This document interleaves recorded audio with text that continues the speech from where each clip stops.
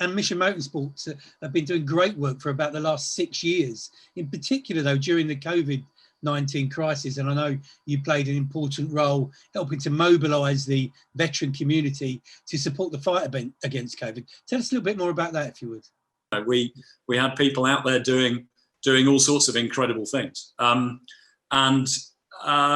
we very much sort of lent into going, how can we inspire our population of beneficiaries and those who sort of look to us to go, look, these are positive steps you can take.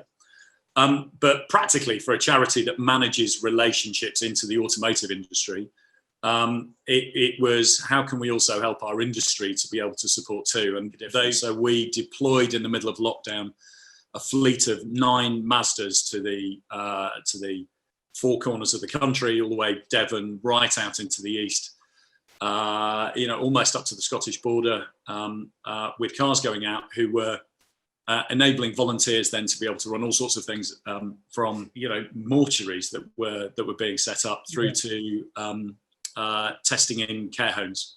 And both Mazda were fantastic in supporting that, and then Jaguar Land Rover as well, leaning into what they were already doing on behalf of the Red Cross by pushing vehicles out in support of Op React. It was inspirational for us as well, where we reached out to our beneficiary audience to see what they came back with, to say, this is what we're doing. And we had a young man called Darren Kamara, who was formerly Royal Air Force. He was wounded in service, medically discharged. So had come through a bunch of stuff which the charity had done. And we'd written a reference for him on the basis of work he'd done for the charity, which helped him secure a job with British Airways. And he was cabin crew.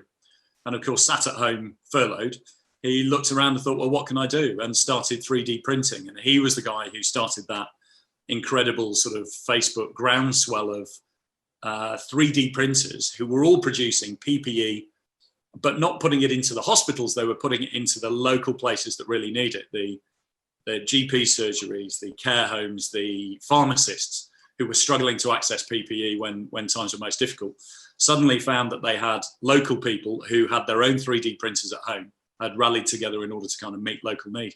And stuff like that's just inspirational. It's absolutely fantastic. Great effort, isn't it, James?